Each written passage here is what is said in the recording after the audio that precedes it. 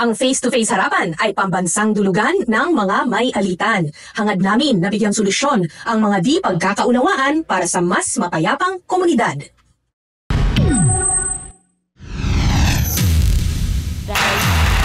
Yes. Anong ibig sabihin ng GC na ito na ang title ay No to Tuesday?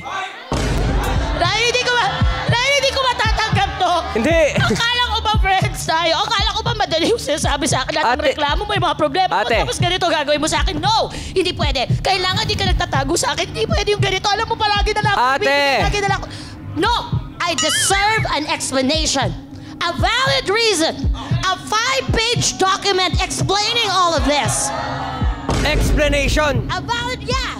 Acceptable reason. Yeah. Wala kang karapatan na hingin sa akin yun. Bakit? Ang nakalagay, no to Tuesday. Ano paliwanag doon? Wala kang karapatan kasi kanina pa ako sumisingit, hindi mo ako pinagsasalita. Nagawit kasi, naglalakatuloy na kaagad. Kung hindi ka nagsisinungaling, ba't nag-iisip ka pa na dahil? No to Tuesday yon kasi coding ako tuwing Tuesday.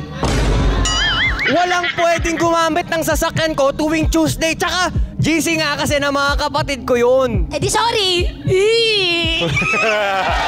Palakpakan natin, Tuesday Vargas! Thank you so much, thank you. That was an award-winning Yes! Charing. Dito, bawal po ang mga asyumera. Dapat lagi kang may ebidensya. Kung panay kuda, out ka kaagad. Dito lang sa Team Pula!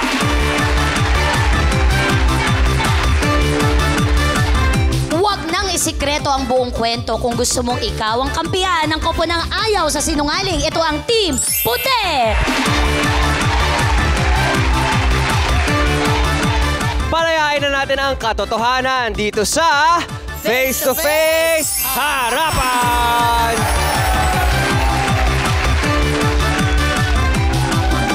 They will give you the truth and nothing but the truth. Lagi mang abonado, umaapaw naman ang kanyang puso sa saya kapag nakakatulong.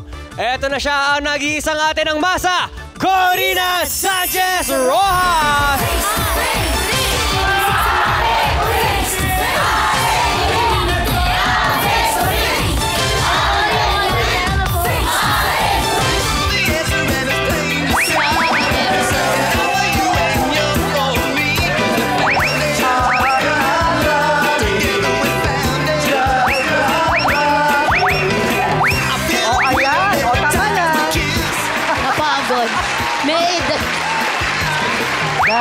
Pagod ako.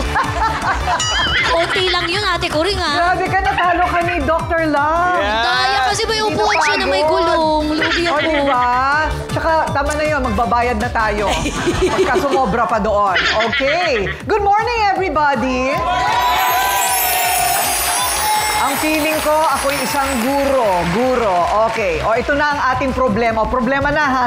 Tapos na yung saya. Okay, no choice siya kung hindi tiisin ang lahat ng gawin sa kanya ng kanyang oportunista daw na kaibigan. Ayun. Wala pa akong sinasabi. Ang dami nyo nang sinabi. Oo. Ang kinakatakot niya kasi may pagbabanta raw ang kanyang friendship na ilalabas ang kanyang mga sikreto. Ayun. Ay, kapag hindi napagbigyan ito. Ay, ano yan? Parang blackmail. Diba? Kaya ang gusto niyang mangyari ngayon, friend, release me, let me go. Ito po yung dahilan kung bakit ako nagalit sa kanya. Yung bra, tsaka yung damit ko, tsaka yung pambomba po, iniram niya. Wala po siyang paalam sa akin. Kinuha lang bigla. Sa kubeta pang... Nag-uumapaw ang galit ni Maris sa kapitbahay na si Zoray. Kaya ang pambomba sa baradong inidoro sa mukha ni Zoray lumanding. Yan, si Ate Maris, pinagkatiwalaan ni Ate Zoray ng sikreto. Eh, ang ginawa ni Ate Maris, pinagkalat sa banggahan. Ayan, nagkagulo na. Ha? Kaya naman pala. Ganito lang ngayon, kapag nanghiram ka ng gamit, kailangan ibalik mo para hindi masira ang tiwala sa'yo. Tapos, kapag ikaw ay sinabihan ng sikreto, dapat hindi mo yung pinagkakalat para naman hindi masira ang pagkakaibigan natin o samahan. At ngayon, tuloy pa rin ang sagutan sa face-to-face harapan. May ire-reveal pa kaya na ibang dahilan? Ayun, naku, huli na raw nung nalaman niya ang tunay na ugali ng kaibigan. Abuso na, matindi pa daw, mam-blackmail. O, eto na. Maris, humarap ka na.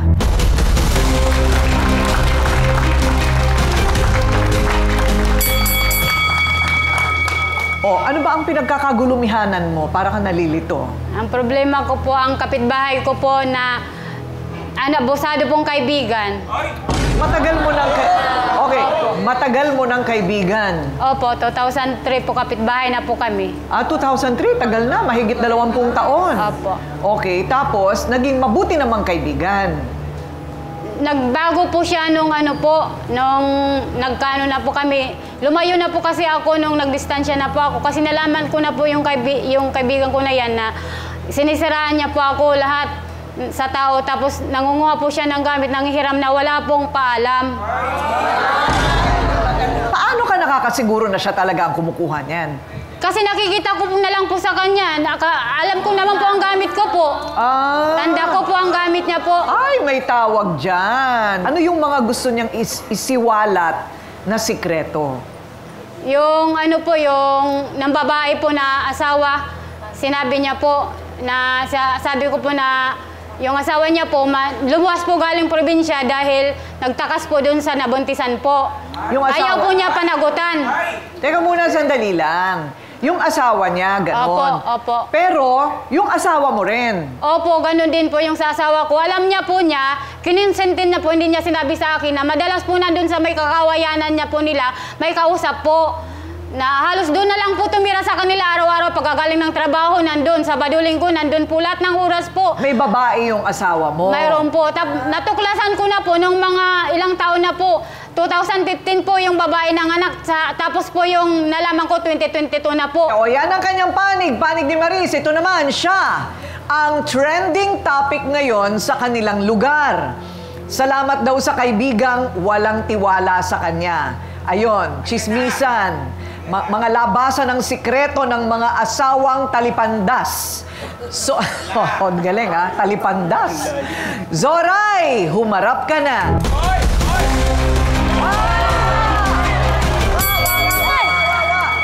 Walang yata!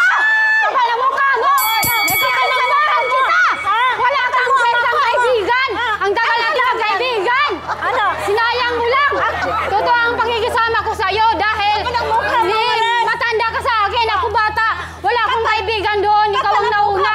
Ang ating matalinhagang tanong sa inyo, Nanay Zoray, ikinakalat mo ba talaga o ikakalat sana ang sikreto ni Maris na ngayon alam na natin lahat? Hindi ba? Pag-isipan mong mabuti kung talagang chismosa ka at wala kang kwentang kaibigan. Malalaman natin ang sagot sa pagbabalik ng Face to Face Harapan. Face to face, sinong sisimangot? Face to face, sinong ngingiti? Harapin mo face to face.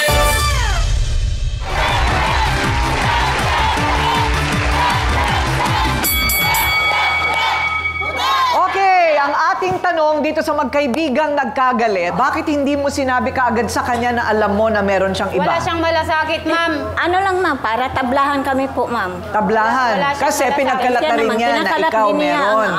Pero una yung asawa ko, na alam mo na may babae, hindi mo sinabi agad. Ang tagal na yung nangyari Ako, na ako na lang akala ko nakatuklas, matagal matali na, tayong ilang taon na. kaibigan Pitong Maris. taon bago Pero nalaman akala ko ko. hindi mo ipalabas yun kasi tagal na eh. Okay, Ngayon, bukod sa asawa, pareho yung asawa ninyo, pinagchichismis nyo sa buong barangay, at bukod sa halaman na kinuha niya kasi daw namamatay na, bakit di mo sinoli? Bakit nga ba hindi mo sinoli yung halaman? Inangkin na po hindi niya ko pa kasi isa uli ma'am kasi gusto daw mahal niya. ko yung halaman na Matagal nakuha Binigyan niya dito yung sa akin, eh. halaman. Binigyan na daw niya ng pangalan na binyagan na. Ipakita nga natin yung sa ating mesa ng ebidensya, Ryle. Itong pinag-uusapan nating manok. Ayan. So, ilabas natin si manok. Pahawak mo sa kanya. Sandali lang, mamaya na. Sandali. Oo, buhay ang ating ebidensya. Ano ba? Kinuha lang na po niya yan eh. Walang paalam eh. Namatay nga Ito, ma'am. apat na Ang sisiw dyan. lit-lit nito. Hindi niya pinapakain kasi yung Inaano, sisiw. pinakain ko man, tingnan mo, ang taba-taba nitong manok na to. Hindi, Ang taba ng namatay manok nga to. yung sisiw. Ang pag-aalaga ko dito, ma'am, Kasi parang napapaulanan mamatay mo na. lang eh. Itong Nandun lang manok sa may na to. kakawayanan kasi Ayan nandun o, lang ang ma'am. kulungan. Ang taba-taba ng manok nito. Kinukuha ko sa'yo, ayaw mo na ibalik kasi nangking Tapos mo hindi na ko na kasi. maano, ma'am. Mga angking ka kasi. May pangalan ba itong manok na ito? May pangalan ba? Ano lang ang pangalan nito, ma'am? Tapos nanghiram ka pa ng, lumayo na nga kami, nanghiram ka pa ng pangbomba ng kubeta. Tapos sabi ko sa'yo, ingatan mo yung pangbomba dahil wala akong pambili. Dahil dapat ang anak ko, priority ko yung pamatay ng Sinasadya, anak oo, ko. talaga. Inuutang ko pa nga yung pamatay ng anak ko para Talaga. makapasok kami. Inuutang ko yan. Ano pa ang kinuha niya? Yung bra. Yung bra, ma'am, sinungaling na yan, ma'am. Wala na. Nakuha na niya. Wala. Ha? Ano na niya. Tinatago mo lang nga eh. Pagka hindi na Kinuha na matagal-tagal niya, na, ma'am. akala mo Kasi hindi doon sa malalaman. sampayan lang, kinuha Kabisado na ko niya. si mga Hindi ko gamit ko, kaya hindi ko na kinukuha Hindi ulit ko dahil ginamit, may baktol Maris. ka. May Hindi ko ano yung ginamit kilikili yung mo, ano, mangkit. Hindi ko na kahit kinukuha yung ano-ano, gamit. pag Binibigay ko na yan basta sa'yo. Hindi. Dahil may Hindi ako ano ka. Ang halaman Kilikili, lang. mabaho. Ang halaman lang nakuha Bad ko trip at pa. saka manok. Ngayon, ang bomba sa inodoro, sinasadya ko pag punit talaga dahil malakas ang ano ko talaga na galit sa iyo. Kay Pakita na pinagkalat natin, mo ako. Ryle, yung halaman. Lahat nga, Yung tinuring halaman lang kita muna. kaibigan Ayan. eh. Lumalapit ka pa dun sa lumalayo na nga kami. Itong halaman na Lumalapit ito ka pa rin. ay minahal na daw ni Nanay Soray. Ito napataba mo na. Napataba mo na. Pataba na, ma'am. Ano bang klase ito? Five finger po yan. Five fingers. Five fingers, ma'am. Okay. O, madali lang yan. Maliit pa lang yan, nakuha ko, ma'am. Yan, ganyan na siya ngayon. Okay, o sige. At yung isa pa nating ebidensya, ano naman ang kwento nitong bomba na ito? Ayan po, hiniram po niya. Kasi nabarado po ang CR niya. Oh. Eh, sabi niya, wala siyang pambili. Pinahiram ko siya, sabi ko, ingatan mo kasi balik mo agad. Kasi Bakit wala naman akong ang pambili. Sabi niya, hindi, sinira ko na dahil nagagalit ako sa'yo. Kasi, ano ka, wala pakialamera ka. Wala kang kwenta. Kaya sinira niya, pinagano niya dyan. Sabi ko, ibalik, hindi binalik naman. Okay, may lalabas pa kayang dirty little secret mula naman sa kanilang mga kakampi. Malalaman natin ang punot dulo sa kampihan natin. Abangan dito lang sa Face to Face Harapan. Face to face, sinong sisimama?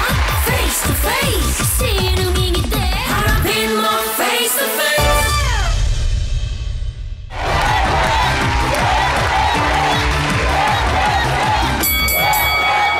Meron pa pala tayong hindi na pag-usapan. Meron pa palang sungal-nalan ng plunger o pangbobomba ng bibig.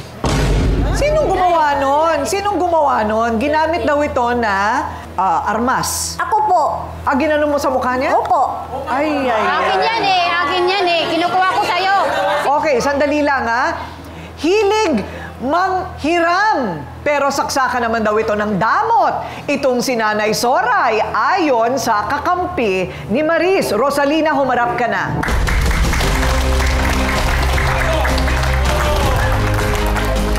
Okay. Ate Rosalina, magandang araw po. Hello. Magandang araw naman po. Nandito po Okay. kami. Okay.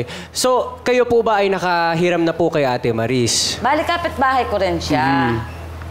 Ito ang magkakapitbahay din kami.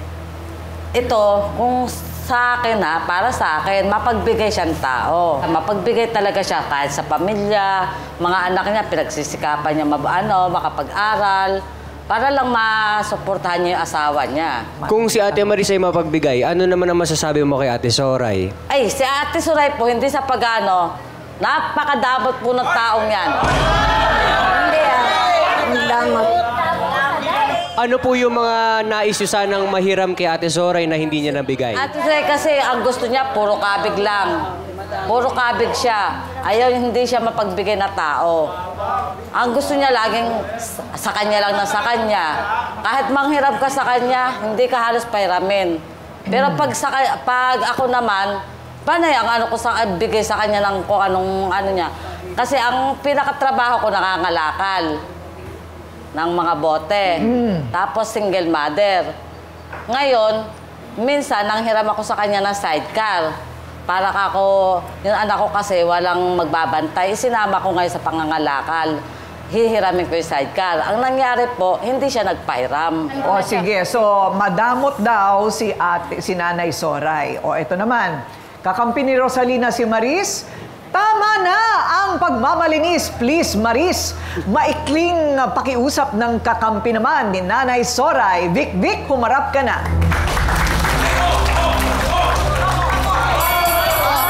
Teka lang. Ate Vic, bakit mainit ulo mo kay ate? Bida-bida po sila.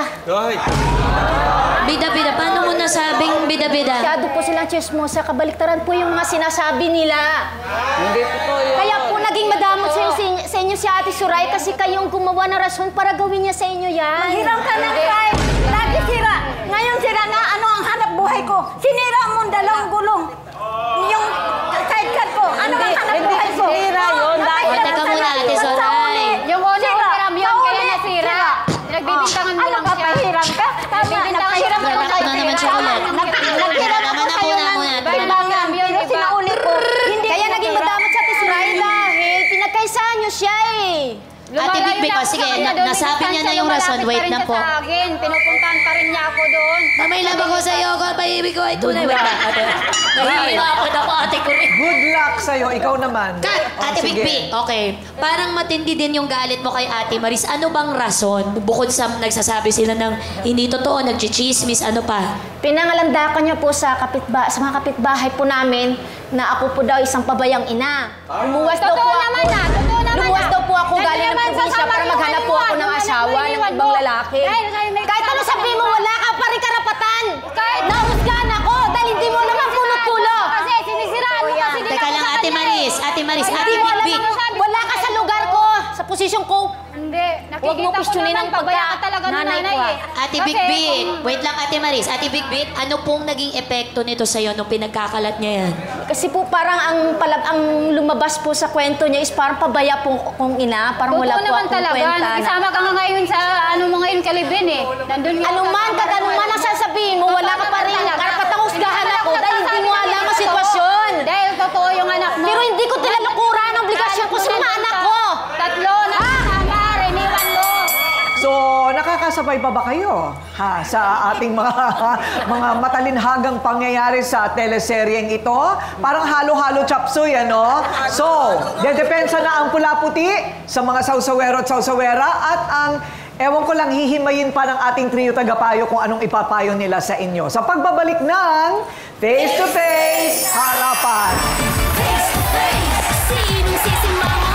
Face to face, sinong ngingiti? Harapin mo face to face.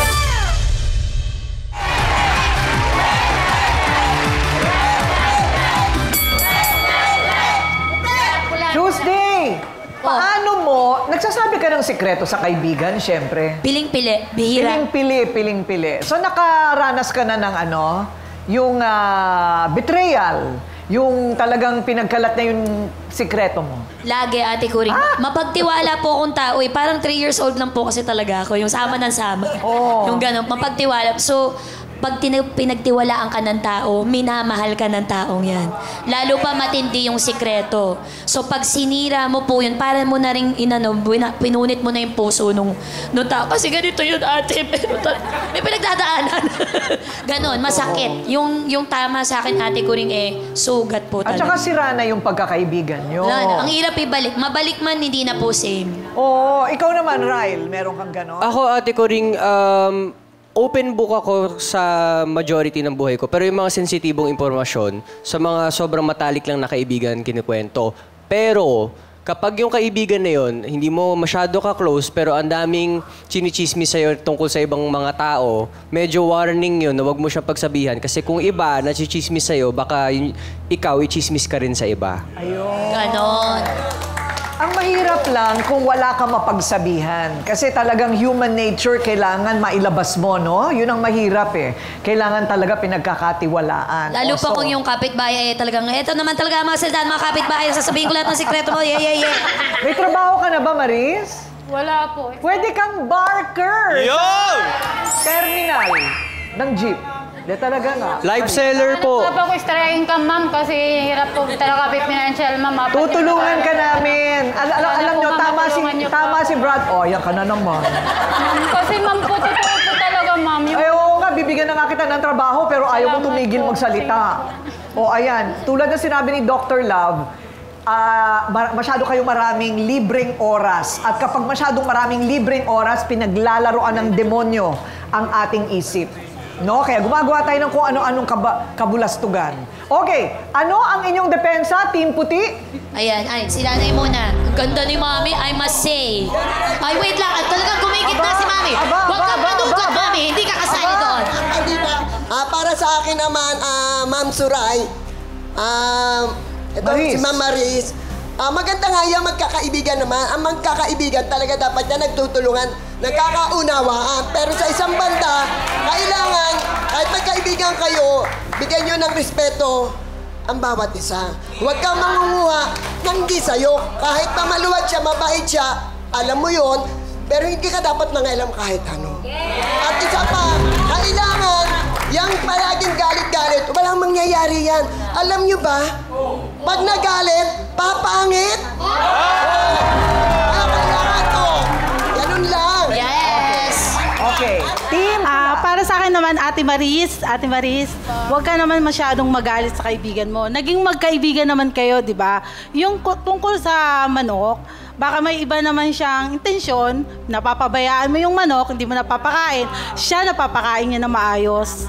Ganun po. Hindi naman siguro kasi kayo nag-uusap ng maayos eh. Hindi, minsan kumbaga, ako pumapasok, hindi po napapabayaan po. Yun, Webes lang po kasi ako napasok.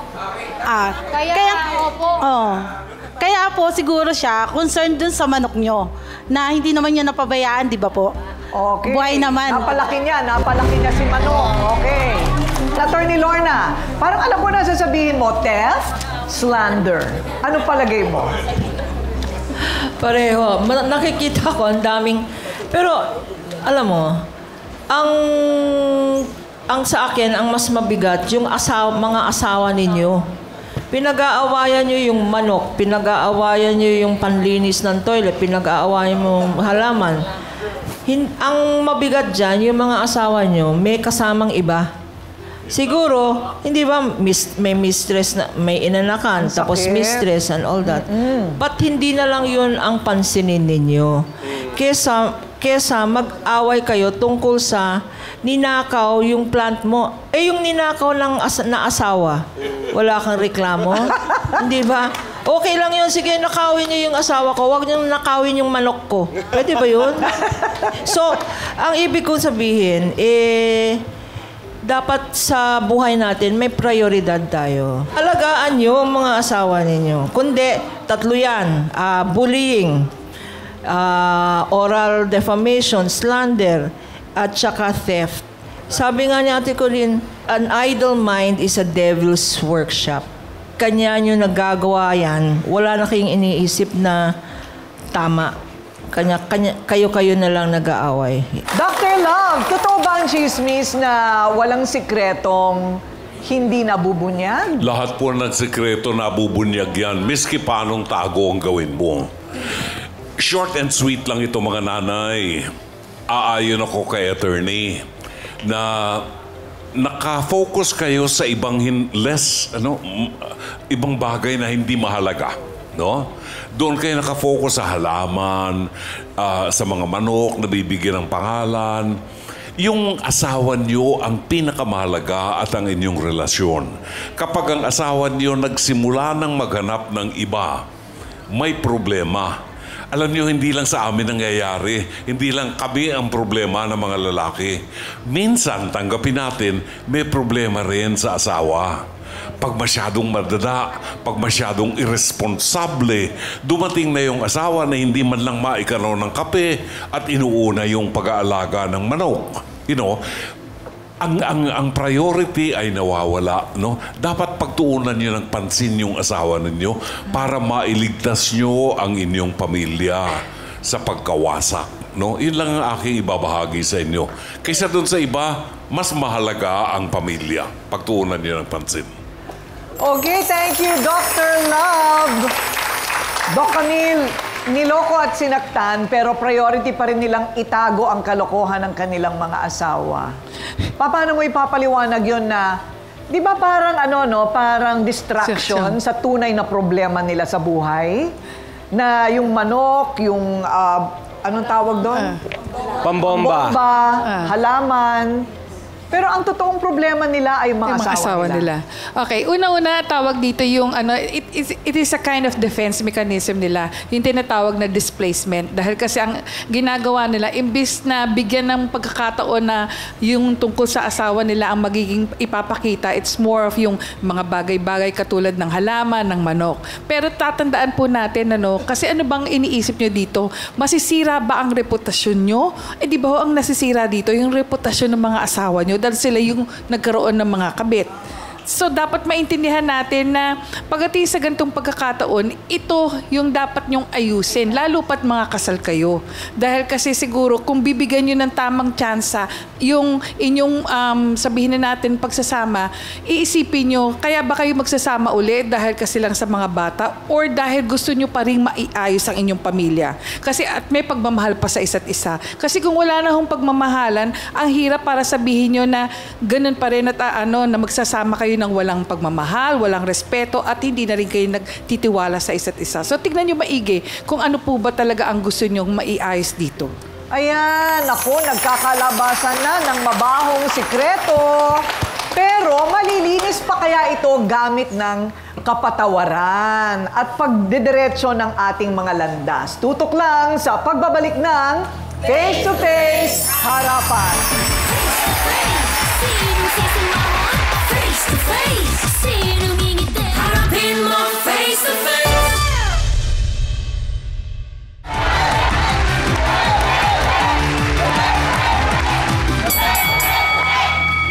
Ay, mahirap talaga ang buhay. Kung minsan yung hirap sa buhay, yun ang kumukurta sa ating mga utak. Ano, Maris? Diba? 4 ang anak, wala kang trabaho.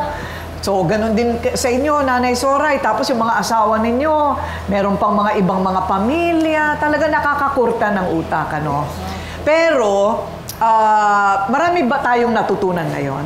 Opo. O baka ang narinig mo lang ay yung sarili mong boses? Natutunan po ako. Oo, dapat may matutunan ka. Kaya kayo nandito. Sa mga advice po. Oo, hindi ba? Para meron tayong katahimikan sa buhay. Di ba? Anong sabi mo, Nanay? Ano yung hashtag natin? Kapag galit, papangit. Ayun. Kapag galit, papangit, Nanay Soray. Pabayaan na natin ang nakaraan. Kasi nandito na tayo ngayon sa face-to-face. Ano, Vic? Rosalina, wag na tayong sumausaw. Magpatawaran na tayo. Start from zero ulit. Start from zero, okay? Para makastart kayo ng zero, okay? Una, yung manok mo, ibalik mo na sa kanya kasi bibigyan kita ng bagong manok. Okay ba? O gusto mong ikaw na lang yung may bagong manok, iwan natin yung manok kay Soray? Hindi na po, ayaw ko na po ng manok. Ayaw mo na ng manok? Opo, naalala ko po kasi siya eh. Ano pa yung pinag-usapan natin dito ng 1 oras? Ayaw mo na pala ng manok. Gusto ko lang po maayos. Naku, ikaw talaga. Nanay, alagaan mo yung manok, ha? Opo, ma'am. Gusto mo lang isa pa? Pwede rin, ma'am. Baka magalit ang barangay kasi magkakabibi na yon. Hindi ba? Opo, ma'am. O basta alagaan mo yung manok na yan. Magaling ako mag-alaga, ma'am. Okay. Bibigyan kita ng bagong 5 fingers na halaman. Salamat po. Yung malaki na. Okay? Salamat po, ma'am. So, okay na yung manok, okay na yung halaman. Anong size ng bra mo? Anong size ng bra? 34 lang po. 34A. Opo. O B? A po. A. 34A. Sasaktan ako pag pinag-uusapan yung sukat ng bra. Sakit na sakit ako. Ano ba yung sukat ng bra mo? 12. 36 pa rin pag inad natin. O, bra. Babalik ko na rin ang bra. O, isang bestida, pwede? Opo. Okay, pwede. Salamat po. Ngayon, hindi ko kayo pwede bigyan ng isang bagong asawa. Ang mabibigay ko sa inyo, counseling kay Doc Camille. Lalo na ikaw, Soray, huwag kang kukuha ng bagay na hindi sa'yo. Ay, ito pa pala. Tigi-isang plunger.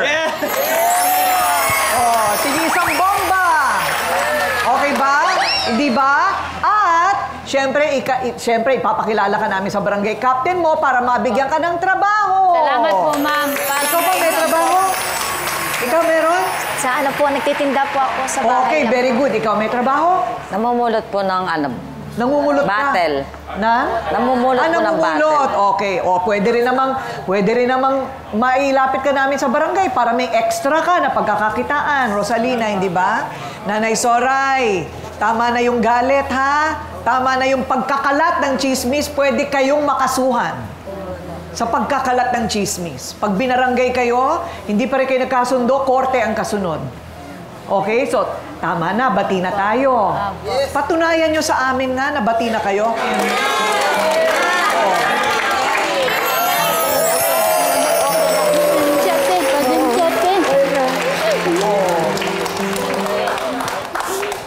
Siyempre, what friends are for?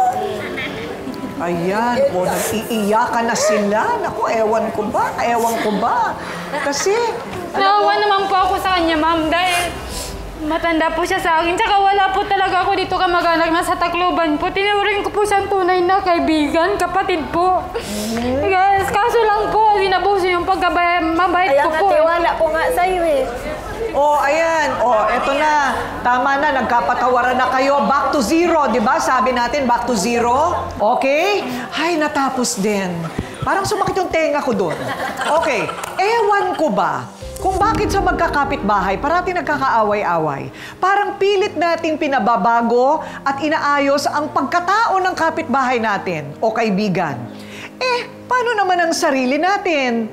Wala ba tayong diferensya rin? Kayong dalawa, aminin na may diferensya din kayo. Diba? Kung tayo lamang ay nakakaintindi na ang dapat natin ayusin ay ang sarili muna natin, palagi ko matatapos lahat ng mga away-away na yan. Tayo ay manalamin. Ayusin muna ang sariling pamilya. Linisin muna ang sariling bakuran. At maging produktibo. Siguro naman, ubos na ang panahon natin at wala nang malalaan sa mga bagay na walang magandang pupuntahan. Patunayan naman po natin sa ating mga sarili at sa ating mga anak na mayroon tayong pinagkatandaan. Okay, Maris? Soray? Masamang ehemplo sa anak yan. Okay, peace na tayo. Peace, ha? Ako po ang inyong ate ko ring nagsasabing may cake ang harapin ng mga issue dahil walang hindi nadadaan sa pag-uusap. Basta dapat may mukha kang ihaharap dito sa Face to Face Harapan! Face to face. Huwag ka naman kaya. Face to face. Face to face. Face to face. Face to face, harapan tayo. Face to face, problema'y solusyonan. Kaya na ating pag-usapan. Face to face, tama lang o kraya. Sama na sa puting, tama o mali. Galit, bati. Bawat panig ating pakinggan. Ang mga gusot ay may Tapos kitang pupupin, tinapon po nila yung paninda ko. Kinugkup ka nung nangailangan ka. Libre pagkain at tulong. Nagagawa ko yung gawaing bahay. Sinabantay ang anak ko. Pinagtulungan daw siya ng magkahit. Tinulungan ko yung kapatid na! Anong ginawa niyo sa akin? Tinulungan nyo? Sinumbatan nyo yung kapatid ko. Sinaktan nyo. Pala mo din. Isa kang basura. Pala mo din. Sinungaling na lang kayo kapatid ko. Walang atrasan sa Face to Face Harapan. Harapin mo face to face.